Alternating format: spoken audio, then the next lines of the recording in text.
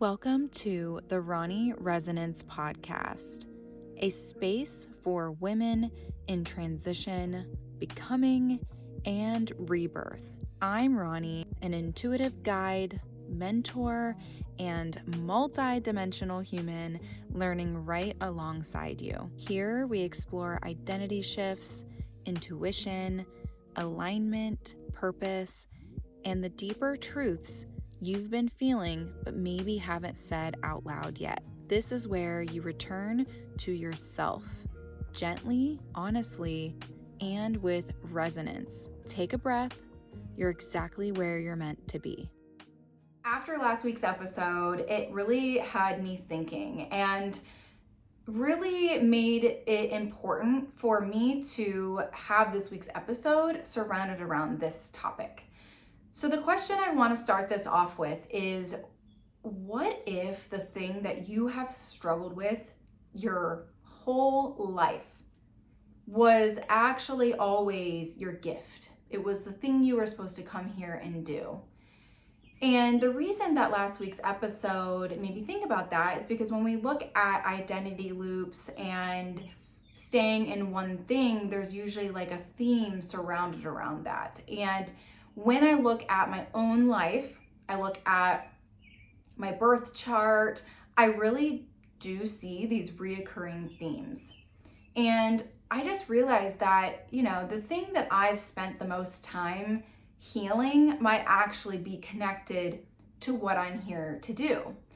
So I think this conversation matters because most people, I think, maybe think that their wounds are like evidence that they're bad at something, or just something that keeps maybe showing them maybe this isn't for you. But I think it's important to ask that, what if sometimes these things are actually pointing you towards something really important and not necessarily away from doing said things? So I think it's important to first pause and think about the themes in your life and where things start, and really think about who you were as a child.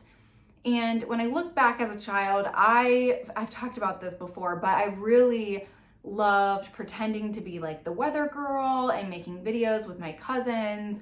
I just was always drawn to media type things as a kid. And in the 90s and the early 2000s, we didn't have a lot. So, I was the one with like singing into my karaoke machine and recording it and listening to it back, or recording radio songs, on a tape player or whatever. But I was always involved in that kind of stuff. And of course, like, I loved MySpace and designing my space and things like that. But I think what I also find, aside from just utilizing electronics and different things like that, there's a love for expression and communicating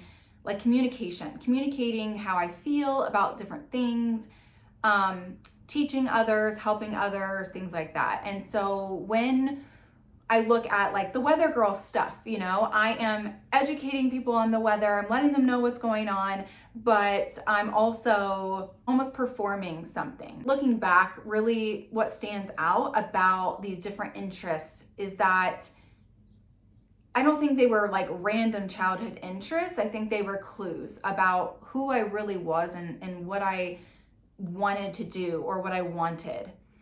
And so when I think about like being naturally drawn to, I should even mention like performance and getting up on stage for dance or cheerleading competitions, or, I even was in choraleers, like choir or whatever, in elementary school, and really loved the performing arts. But for whatever reason, every time I would do it, I would find a reason to not do it or to not keep pursuing it.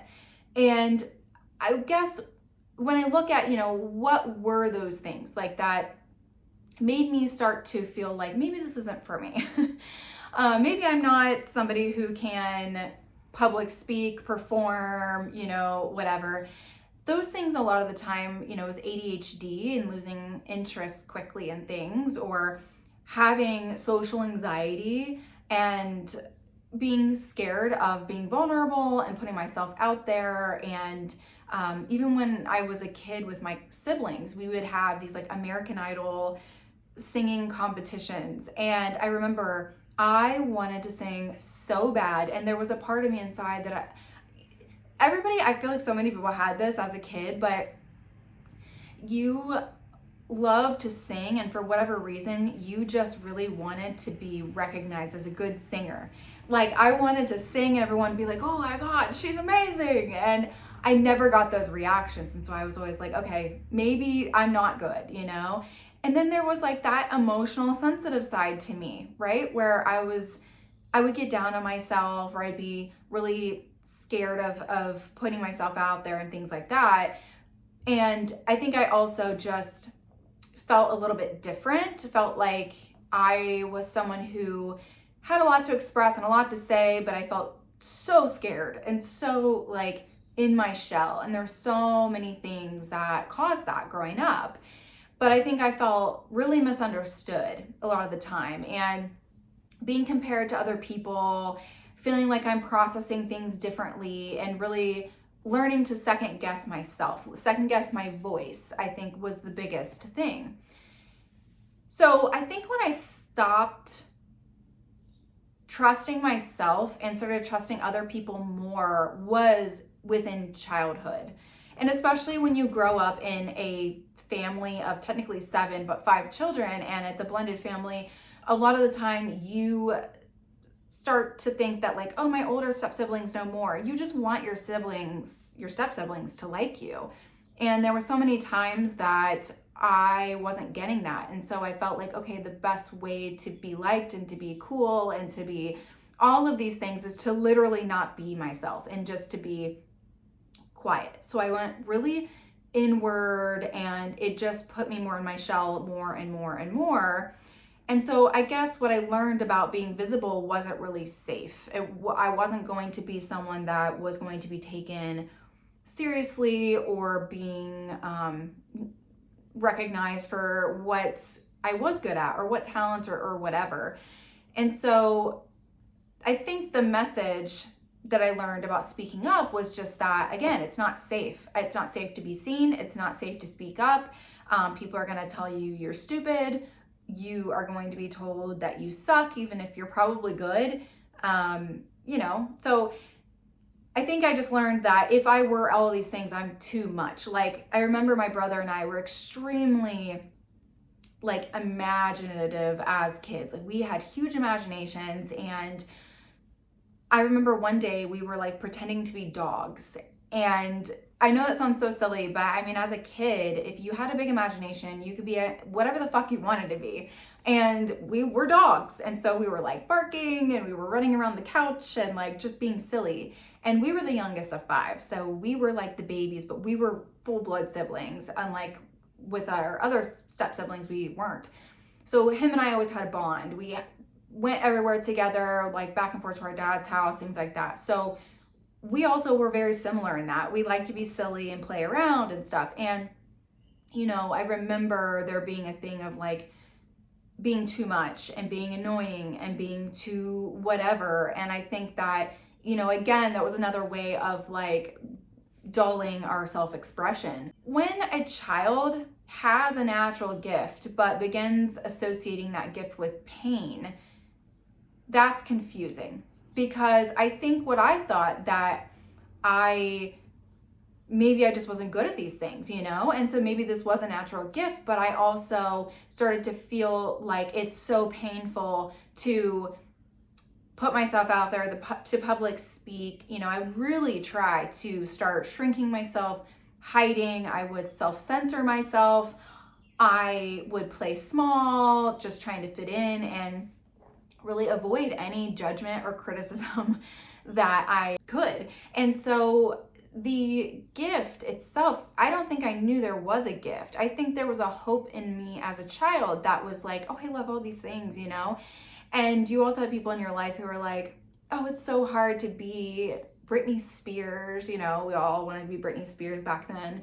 And it's so hard to get recognized for these things. And you have to have just a natural talent for this. And if you're not perfect from the get, like, you're not going anywhere with this. And so I think that I never really recognized there was any gift there. I just learned that visibility, speaking up, those things, again, there were too much, and that wasn't for me. That wasn't what I was supposed to do. I was supposed to lay low and be quiet. So I really just stopped expressing. I think eventually it got harder and harder. It was like, my clothing even got to the point, I think, that I was kind of expressive in school, but as I got older, I started to express myself less. And there could be other reasons why, but I do think that I had a hard time with that because I was so creative, artistic when it came to what I wore, and I was always like dressing differently, I think, than other kids and stuff. So I think that there were moments where I was still there, like some of that was still there, but as I got older, I feel like it was like, oh my God, if I wear this, is everyone gonna look at me? Or if I make this video, is someone gonna comment something, So those things started to it became different, it wasn't just childhood, like I, even thinking back of like being in one of my plays, like I remember we all had to stand in a line and we were all singing the same song, and the teacher would come to each child and like listen to them, and I never got recognized. And so I think when you want something you don't realize you're good at, you're like, I just want to be really good at that, and everyone's telling you either you're not, either to shut up, or they're not saying anything, they're not recognizing anything in you that they want to pull out of you more or to push more. And so you think, okay, well, maybe this isn't for me. And you're learning more about how you need to shut the hell up than you should be expressing that more. Looking back, these themes have completely followed me, I think, my entire life. When I see different things, there's so many instances in my life where my voice, my visibility, expression, my self-trust, my authenticity, and speaking up, just being seen, all of those things started to be something that I felt like I had to dull or not emphasize about myself. It really was like, let's do the opposite. Let's hide. If I can hide, nobody can really say anything. No one can talk shit. No one can judge me. I think that those same interests in those things of expressing myself, really talking, having the visibility, all of that stuff, I really started to wonder why these themes kept showing up. Because I'm like, well, if I'm not supposed to be doing this, why do opportunities or do certain things keep coming to me that require this of me that I don't feel like I should be doing, because I'm like, oh, it's just not for me. Oh, it's just not my thing. Oh, I'm a Cancer, and so I'm introverted and I'm in my shell, and I don't need to do all that stuff. That's not really who I am to my core. But that's not true. I think what has been the most interesting thing for me recently is that my current work requires the exact thing that was hardest for me, which what I do now is podcasting, teaching, speaking, content creation. I do alignment readings, I guide people, and I really use my voice publicly. And I don't think I would have ever thought as a child, so painfully shy and so painfully trying to hide myself, I don't think that I would have ever seen myself get here. So, why would life keep bringing me back to this? Why again am I here and I'm doing a podcast, I'm doing all these things? When I look into my birth chart, there's a huge theme around visibility and being seen and using my voice, self-expression. And I think what's interesting, what I'm learning, is that the wound and the gift, they can coexist together, and it's for a very good reason. I first want to talk about what the difference is between a wound and a weakness. I believe a wound is something that kind of happens to you. Like, you do something maybe with the best intention, and then others make you feel bad for that. Or maybe you had like an embarrassing thing happen around visibility or whatever, which I've had plenty of that as well, aside from just how other people made me feel or whatever. So I think that's a wound. It's like something that you're passionate about and someone really ruins that for you. Like me playing dogs with my brother in my living room, like that was ruined for me. That is a wound. That makes me feel like, oh, that's embarrassing. Like maybe I am just a child playing dogs in my room. I need to grow the hell up, and I'm still a child. Like, and I think that became a wound for me of being like, I'm having the time of my life and someone's coming in here and telling me I'm being annoying and that this is childish, when in reality, like, I was a child. I was forced to grow up very quickly because I had older step siblings, very much bullied. And I'll be honest about that.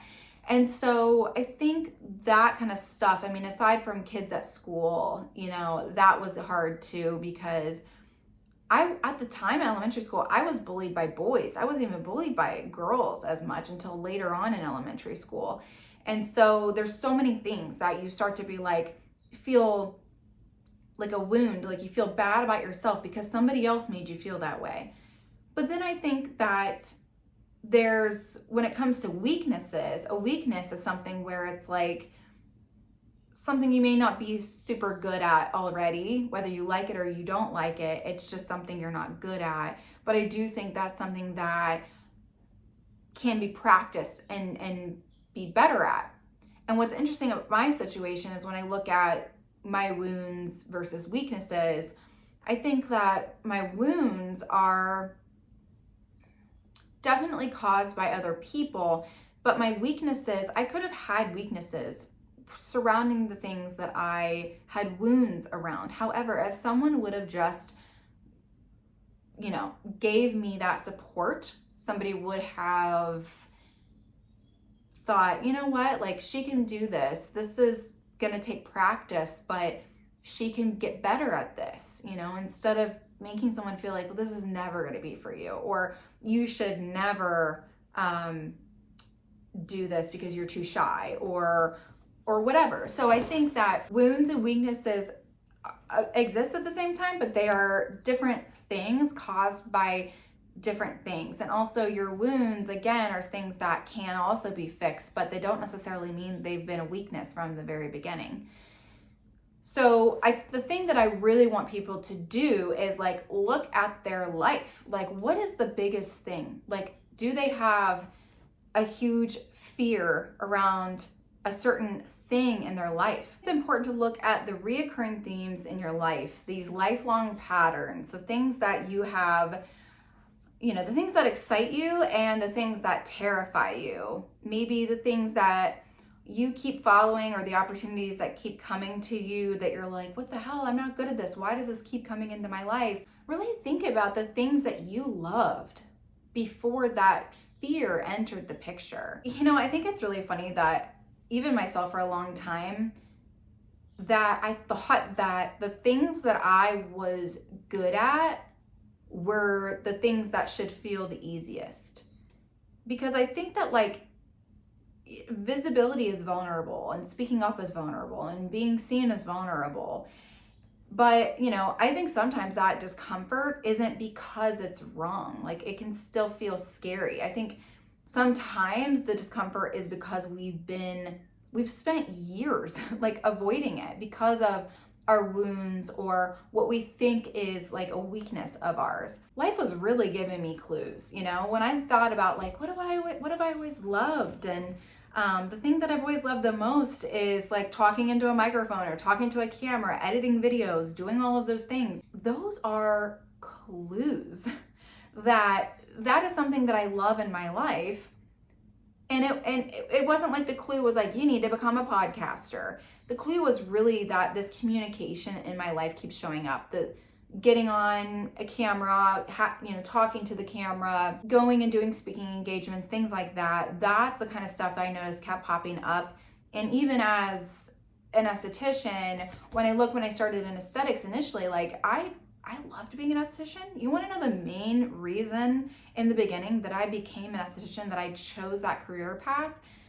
It was because I was going to be alone, one-on-one in a room with my client, I didn't have to worry about other people. It was private. It felt safe. It felt like I could talk to someone and not feel so exposed and vulnerable.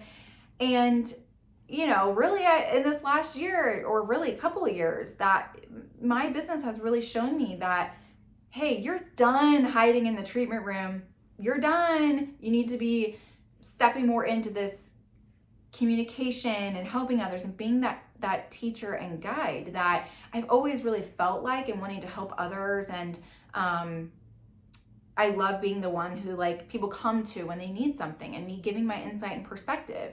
And so that kept coming up in my life multiple times. And so I started to think, what if the trauma that I've had surrounding this wound, the trauma that caused the wound, really didn't necessarily create my gift in life, but it was a gift that was already there, that I already had.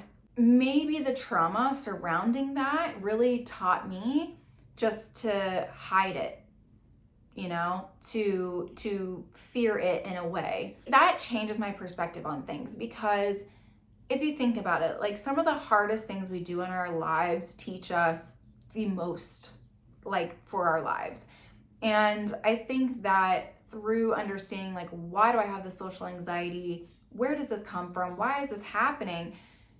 You start to realize, well, this was never me. I feel like I've been good at this all along, but I didn't trust myself because others made me feel like I shouldn't. Or a lot of people project their insecurities. When they see someone who's good at something, you might be so good at something, and they are still hateful towards you because they just want you to feel the way that they feel. And so it gives you a complex, oh, maybe I'm not good at this. And so once you separate yourself from those people, those environments, you start to do more self-discovery. You start thinking well, fuck them. This has always been me. This is what I love. And so as I started to really look at how often this theme was coming up in my life, and how many times, it keeps leading me back to that. And when I think about really what excites me in life, my perspective around that whole situation, around visibility and speaking and all of that stuff, I see it from a whole different lens. And I almost feel like it was preparing me. When I finally, I think, stopped running away from the fear, I decided to start the podcast. I started to show up online more, just speaking more openly about my opinions. And yes, there's times where I'm I have been so wanting to script this or that, or try to get the perfect message or say the perfect thing. And the more that I continue to show up online, the more that I realize that I don't try to perfect it anymore. What you see is what you get. Also, I've been vulnerable about sharing my story. Before, I might have been trying to protect other people, which is what I think I did by abandoning myself for so long. And I'm at the point where I'm my story is why I'm helping other people now. Everything I've been through is really what it has allowed me to show up and tell my story and use it again to help other people.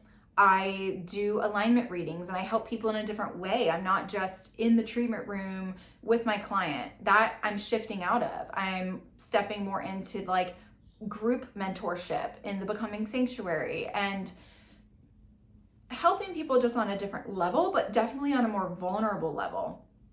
So what happened, I think what changed for me internally is just having this awareness and realization, and through my own self-discovery.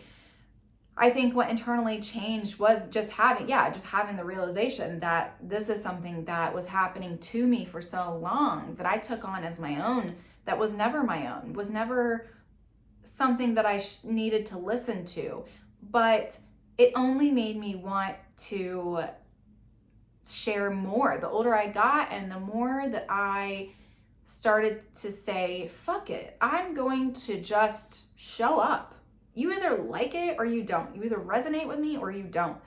And that's okay. And I don't have to be liked, and I don't have to, have that support in order to know. It's the self-trust you have with yourself once you realize like, no, I'm passionate and excited about these things and I'm fucking terrified. But at the same time, the fear doesn't come from me feeling like I'm not good at it. I feel like I am good at it.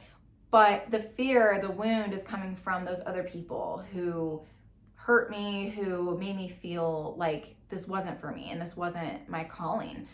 And I think I do show up differently now. When I look back and I look at videos when I first started, I'm like, oh my God, like I'm completely different in the way that I talk to the camera, I talk to you guys, to filming anything. The next thing I want to talk about is just like, how do you know if something is actually pointing you towards your purpose?